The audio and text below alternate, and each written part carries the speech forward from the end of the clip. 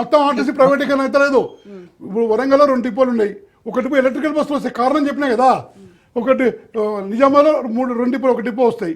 కరీంనగర్లో 3 డిపోలు, 1 డిపో వస్తాయి. సిటీలో మాత్రం ఎఫెక్ట్ ఎక్కువ అవుతుంది, డిస్ట్రిక్ట్ లో తక్కువ.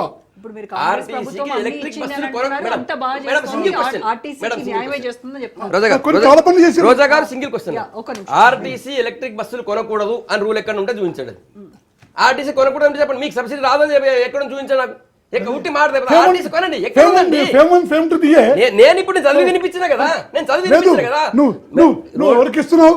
20 కోట్ల ప్యాకేజీ పెట్టి 38,000 బస్సులు తీసుకుంటారు. 38 బస్సులు దామాస పద్ధతి ప్రకారం అలాట్ చేయరాదు? రాష్ట్ర ప్రభుత్వం ప్రైవేట్ వాళ్ళకు ఫండ్ మీరు పెట్టింది. ఆర్టీసీ కొనకపోతే ప్రైవేట్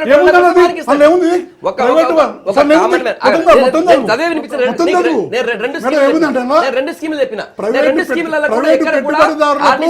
టైం కు డబ్బులు ఇవ్వకుంటే పిఎంఈడి కింద కేంద్ర ప్రభుత్వం ఒక ఫండ్ పెట్టి వాళ్ళు ఫస్ట్ నాడు చెల్లిస్తారు.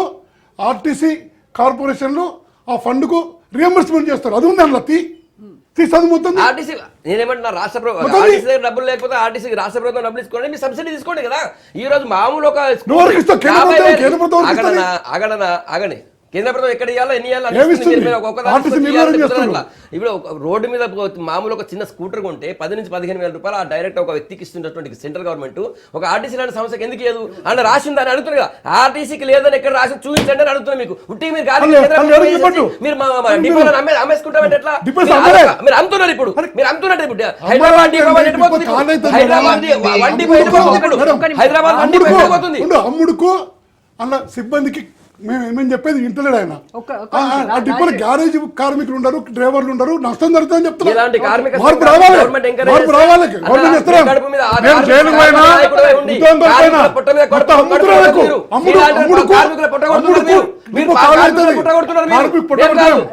రాజిరెడ్డి గారు, ఇప్పుడు కాంగ్రెస్ ప్రభుత్వం ఆర్టీసీ ఉద్యోగులకి ఏం చేయాలి? నేను చెప్తున్నా, కాంగ్రెస్ ప్రభుత్వం కావాలంటే కేంద్ర ప్రభుత్వానికి అసెంబ్లీలో బిల్ పాస్ చేయాలి. ఎలక్ట్రిక్ బస్సులు మేము కొంటే మాకు ఇవ్వండి. 50% షేర్ మీద కొనండి. ఈ కేంద్ర ప్రభుత్వం 50% ఖర్చు, రాష్ట్ర ప్రభుత్వం 50%. మానవతకి చెప్తున్నా, ఇలా అసెంబ్లీ బిల్ పాస్ చేయండి. వీళ్ళు దేశం మొత్తం పాలసీ మారుస్తారు చూద్దాని. మేము కావాలని కొంటాం. 50%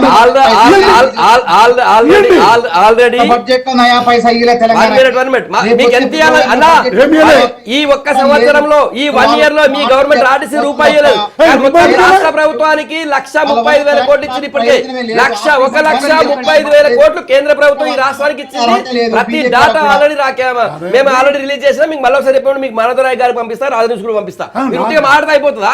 1,35,000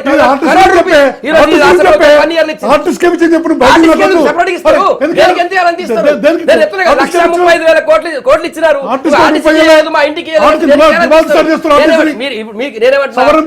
ఇప్పుడు మీరు ఒక్క కేంద్ర ప్రభుత్వం ఎలక్ట్రిక్ బస్ అనేటువంటి బస్సులు ఎంకరేజ్ అడ్డం పెట్టుకొని ప్రైవేట్ కంపెనీలకు ఇస్తుంది. మీరు ఇంతకు ముందు కేసీఆర్ ఏం చేసిందో ఎలక్ట్రిక్ ఎట్లా ఇచ్చిందో